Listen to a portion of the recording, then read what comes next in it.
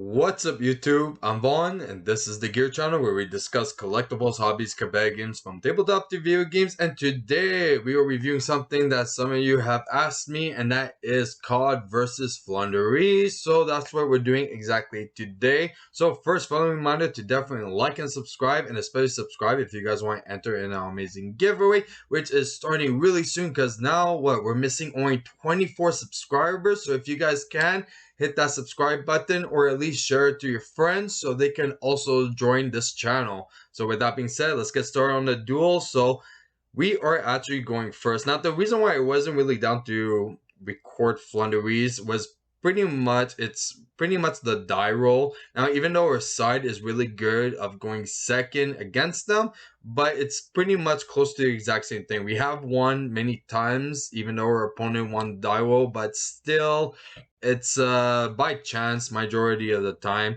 So what they have first is the Empan, they have the continuous, they have terraforming, they have the Mist Valley, and then they have dimension shifter. Pro plays. We have quick launch, ogdoadic, overlord, quick launch, gamma, and star leash. So we're all set. So our opponent is going to do dimension shifter, and what do we say to dimension shifter? Not today. So we're going to chain gamma to it to spell summon the driver, and just like that we have our own level 8 synchro, which is going to be gamma, and we are going to use gamma for that extra hand loop just in case if we're going to actually spell summon it back, maybe we're chaos ruler, so we actually hand loop a bit more. So we banish the Empan, very nice. So we're going to use quick launch, get the tracer out. We're going to link it for the striker dragon, use striker's dragon to get the boot.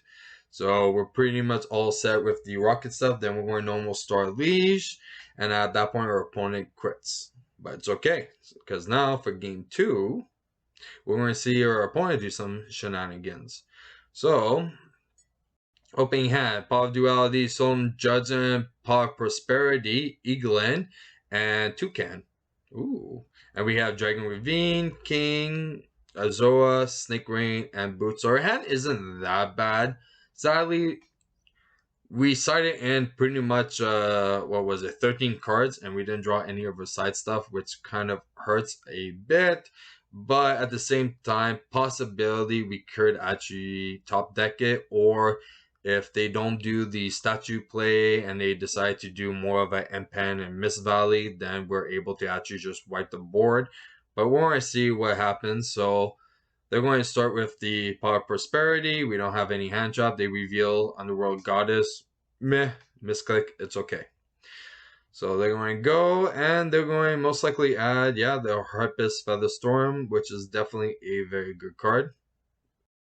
So after that, they're going to go and activate the Duality just to see more of the options before committing towards the monsters, which makes sense.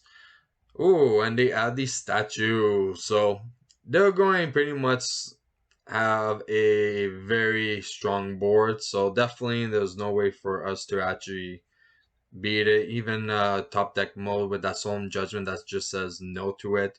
And we drew into a Naya. So we didn't draw into any of our side deck cards, so this is a bit of an issue. So we're going to have no choice but to actually surrender and go into... Oh wait, no. Aha, I forgot about this. We attempt to go to battle phase. Now the reason why I did that, okay, and he even stated too, okay, because it's like the attempt, it's like, okay, so before actually committing to anything, if you actually attempt to go to battle phase, a lot of opponents are very scared of evenly matched. But he did have the Solemn Judgment, but usually all of them will have to chain the trap card so they could actually establish a decent board. So then you could actually start playing on the main phase 1 instead. So I have actually done that many times and actually tricked my opponent to actually committing on my main phase 1. So if your hand is not that good and it's not really worth to do that attempt, that is also a trick that you could definitely do to force your opponent to start activating his stuff. So now we're going to start. And I think for the side, I took out the Dark Charmer for a Babushka just in case if he has the dimension shifter right away, at least we can make Babushka in defense, and then he can't really do anything. So they have, okay, the map, Dark Blue no more, very strong. Mystical Space Typhoon, which is kind of weird. Another map, and Evenly Match, which was the card that we were baiting. Then we have Chaos Space, Armageddon Knight, Foolish Burial, Quick Launch, and Zor. Her hand is quite strong, I'm not going to lie. So starting first, we're actually going to start with the amazing Armageddon Knight. And we're going to send our abs just to get that recharger to hand. So just in case if we start XYZing and they have a Ghost Ogre, we could definitely benefit a lot from it. So we're going to go and activate Foolish, send Night Sword Serpent. Night Sword Serpent is going to go and spell summon himself. And we're going to overlay those two to make a King of the Pharaoh Imp. Use King of the Pharaoh Imps to go and add the Naya. And we're going to go and activate the Naya now to go and send the Curse. So now we're going to use Curse Effect to tribute the King of the Pharaoh Imps. Get Curse. Use Curse Effect to spell summon the Naya. Use Naya to go and add the Serpent Strike. And we're going to activate the Serpent Strike in case now they decide to activate Hand Traps. Doubt it, but as a precaution, you should. Now we're going to use Chaos Space to send the Zora to go and add the White Dragon. And now we're going to spell summon it by banishing the Armageddon Knight, link it, Striker Dragon, and we're going to do White Chain Link 1, Striker Dragon Chain Link 2. Because the most priority card to resolve is the White Dragon, because we want that extra body more than the boot. So now we're going to spell summon the Black Dragon by banishing the white. Use Chaos Space to return it to the bottom of the deck, so we draw, and we draw into a Reptilian Cold, which is going to be a free special summon for us, which is quite nice actually. So now we're going to link those two. We're going to do Rom Chainlink 1 and Black Chainlink 2, since we don't want the Rom to be interrupted. So we're going to do exactly that. So white is going to get added, then Dragon Ravine. And now we're going to special summon a Reptilian Cult. And now we're going to synchro them for a Chaos Ruler and use Chaos Ruler's effect. So we're going to go send and add the Chaos Valkyrie. Now we're going to overlay it for a Zombie Vampire. And we're going to use Zombie Vampire to mill 4. And since we're so good at the game, we're going to go and get the Tracer and special summon it. Very nice. And now since Zombie Vampire resolve, our Serpent Strike is going to activate. So we're going to send King. And the reason why we're doing that is because we're going to banish the King of the Pharaoh Imp and make another King of the Pharaoh Imp. And by doing so, we're going to go use the effect to go get the Nunu, since we did not activate it. And now the only dark reptile that we're missing is Queen, which is dark. So we're going to go use Nunu to go and send the Queen now, because we have ways to spell summon the Zora right now, so we're pretty all set. So we're still missing one body, so we're going to go and use Quick Launch just to spell summon the Tracer.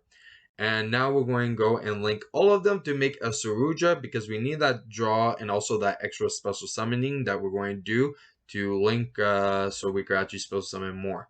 So we're going to go and we drew amazing. So we're going to go and return, I believe, Chaos Space, the Rocket Tracer as well. And yeah, we're pretty much all set with a hand like this. Dragon Ravine as well, we don't really need anymore. So this is our ideal hand. So this is where we're going to play. So we're going to use Saruja's effect to spell summon the Recharger. We're going to link it for a Pitsy. Use Pitsy to spell summon the Tracer. And now we're going to link those two to make a seal. So now we're pretty all set for the tributing part. So we're going to actually benefit a lot. So now we're going to use Serpent Strike, send the white to special summon Zora, which is a dark, so it works out perfectly. And then we're going to set the Phantom Knight, activate the Phantom Knight. And now we're going to activate Nunu to special summon. And now we're going to tribute both of them for King of the Ogdoadics there.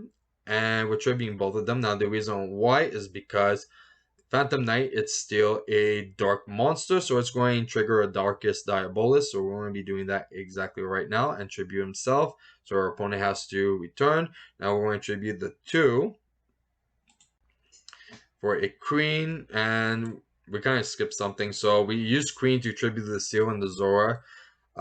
Seal is Chainlink 1, Zora is Chainlink 2. So we're going to go add the Overlord and then send it. So now we're going to resolve Erotic Seal, special summon Star Leash. Use King since our opponent did add a card. So we're going to go and send a random card. So hopefully we could hit the right one, which we don't. So the thing that we wanted was definitely for our opponent to send a monster from their hand to the graveyard. If they did, we were going to go and special summon the reptilian cult, and then we could use those two for a omega, and that's going to get rid of one more card, and then we could use the tracer to start actually special summoning and making savage, and then Lancelot. So since they did not actually mills, then we have no choice but to just hand loop one more time and then make 3 negates. So we're going to do that right now. So first off, we're going to banish 3 darks. So we're going to shuffle 1 card from our opponent's hand to the deck. So Eaglin, okay. Now we're going to use Tracer's Effect to pop the Chaos Levineer. And we're going to special summon the Synchron. Now we're going to synchro those two to make Savage. Now we're going to equip Savage with Saruja, so it's going to have the 4 counters. Now we're going to use Chaos Ruler to banish Chaos Valkyrie and Abs. So now Chaos Valkyrie's effects are going to trigger to send any monster to the graveyard, but we can't activate the effect. So we're going to send Fairy Tale Snow, which is going to be an extra interruption on our opponent's turn. So after that, we're going to go and synchro those two to make Hot Red. And then after that, our only play that we're pretty much set with is using our Starlease to bring back the Levineer. And we're going to special summon the Levineer because his effect is once per turn, okay? But the inherent summon, you could do as many times as you want. So you could literally bring it back, send it to the graveyard, bring it back again, and you just do that as many times as you want. So we're special summoning it, and now we're going to use a Queen and Levineer for a Lancelot, and we're putting over here just in case. Mech Knights, I know no Mech Knights, but there's still the Savage there, but that is really the only reason why I did this. But also, I don't really like putting any monsters underneath these just because of the relinquished link monsters. So I try to always avoid these 2 spots all the time. And especially that his deck could actually play it since a lot of the majority of the cards that he has is actually level 1. So trying my best to avoid that card. So I don't put any monsters in these 2 zones. So now our opponent is going to draw a card. Oh, but sadly they don't have a monster to use it with.